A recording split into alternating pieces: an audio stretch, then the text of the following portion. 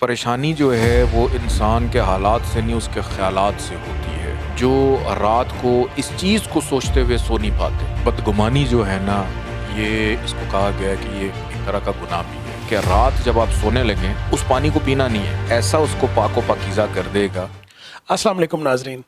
آج کی ویڈیو شروع کرنے سے پہلے اس کا میں آپ کو عنوان بتاتا ہوں۔ بہت سارے لوگ اپنے ذہنی خیالات کی وجہ سے بہت پریشان رہتے ہیں۔ مختلف قسم کے منفی وسوسے، خیالات، رجحانات پریشان کرتے ہیں۔ تفصیل کیا ہے وہ تو سید محمد علی زنجانی بتائیں گے، لیکن اس سے چھٹکارا کیسے پایا جائے وہ جانتے ہیں سید محمد علی زنجانی صاحب سے۔ بہت شکریہ بخاری صاحب آپ کا۔ اور بدگمانی جو ہے نا، یہ اس کو کہا گیا ہے کہ یہ ایک طرح کا گناہ بھی ہے کہ میں اکثر اپنی ویڈیوز میں، لیکچرز میں آپ سے بھی اکثر ڈسکس ہوتا رہتا ہے کہ پریشانی جو ہے وہ انسان کے حالات سے نہیں، اس کے خیالات سے ہوتی ہے۔ اور بلکہ بہت ساری ریسرچ میں بھی آیا ہے کہ اگر آپ کسی درخت کے سامنے کھڑے ہو جائیں اور آپ اس کو کوسنا شروع کر دیں اور مسلسل اس کو کوستے رہیں، کچھ دن کے بعد وہ جو درخت ہرا بھرا ہوتا ہے وہ بھی مرجھانا شروع ہو جاتا ہے۔ تو اسی طرح انسان جب اپنی ذات کو کوستا رہے، اپنے آپ کو برا بھلا سمجھتا رہے، اپنے آپ کو پست خیال کرتا رہے اپنے تصور کے اندر کہ پتہ نہیں دوسرے میرے بارے میں کیا سوچتے ہیں، تو آپ اپنے آپ کو ہی مرجھانا شروع کر دیتے ہیں۔ کہ جیسے آپ باغ میں پانی لگاتے ہیں، آپ کے گھر کا لان ہے، آپ اس کو پانی دے رہے ہوتے ہیں تو آپ کو ہری بھری چیزیں بہت اچھی لگتی ہیں، کیونکہ آپ کا گمان یہ ہوتا ہے کہ آپ اس کو دیکھ کے خوش ہوتے ہیں۔ تو سب سے پہلے تو آپ کو اپنے آپ کو کوسنا، اپنے آپ کو برا بھلا کہنا یا اپنے آپ کو نچلے ترین درجے کے اوپر لے کے جانا، اپنے ہی عقل و سوچ کے مطابق یہ آپ کو بند کرنا ہوگا۔ اور پھر اس کے بعد آج میں ان لوگوں کے لیے جو رات کو اس چیز کو سوچتے ہوئے سو نہیں پاتے، اس چیز کو سوچتے ہوئے کچھ کر نہیں پاتے، اس چیز کو سوچتے ہوئے کسی کو کچھ کہہ نہیں پاتے، تو ان لوگوں کو حوصلہ دینے کے لیے، ان لوگوں کو سحر انگیزی دینے کے لیے، ان لوگوں کو ان وسوسوں سے دور کرنے کے لیے آج میں ایک عمل بھی ہے، ایک وظیفہ بھی ہے، وہ میں بتاؤں گا۔ یہ بڑا مجرب عمل ہے، بڑا بہترین قسم کا ہے کہ رات جب آپ سونے لگیں تو آپ ایک پانی کا پیالہ لے لیں، اس میں تھوڑا سا پانی ڈالیں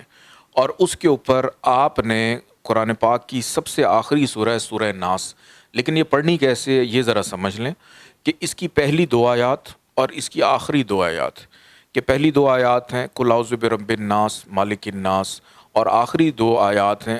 الذی یوسوس فی صدور الناس من الجنۃ والناس، کہ اس صرف پہلی دو آیات اور آخری دو آیات کو 5 دفعہ آپ نے پڑھنا ہے، اول آخر 14 دفعہ درود پاک کے ساتھ، اور اس پانی کے پیالے کے اوپر آپ دم کر کے اس کا جو پانی ہے اس کا تھوڑا سا چھڑکاؤ آپ نے اپنے چہرے پہ کرنا ہے، اور اس پانی کو پینا نہیں ہے، اس پانی کو آپ اپنے بیڈ کے ساتھ رکھ دیں۔ صبح جب آپ سو کے اٹھیں گے تو اس پانی نے آپ کے اندر موجود جتنی بھی وہ جو ایک نیگیٹیوٹی تھی، جو وسوسے تھے، جو نیگیٹو تھاٹس تھی، پانی اس چیز کو چوستا ہے، ایبزارب کرتا ہے،